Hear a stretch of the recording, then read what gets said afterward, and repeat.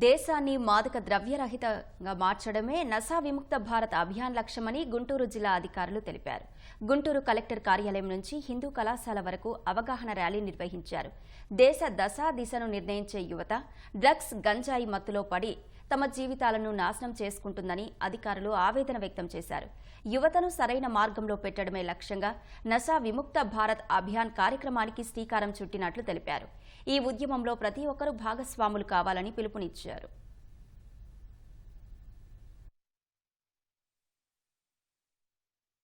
నషా భారత్ ముక్త్ అభినవ్ యొక్క మిషన్ డ్రగ్స్ని అరికట్టడం, డ్రగ్స్ అక్రమ రవాణాల కోసం కూడా ఇవన్నీ అరికట్టడం కోసం ఈ యొక్క కార్యక్రమం తీసుకొచ్చారు. డ్రగ్స్ అనేది యువతకు బానిసవుతున్నారు.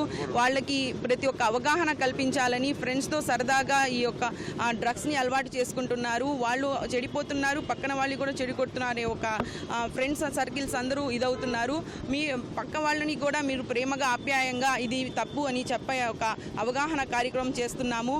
ప్రతి ఒక్కరు కూడా students say no to drugs and say yes to life అనే ఒక అవగాహన కార్యక్రమం ఏర్పాటు చేయడం జరిగింది. భావి భారత పౌరులుగా ఉండి భావి భారతాన్ని ముందుకు నడిపించాల్సిన యువతరం ఇవాళ అయితే నిర్వీర్యమైపోయి నిర్లిప్తగా మత్తుకు బానిసలైపోయి తాగి తందనాలాడుతూ తేలుతుంటాయి.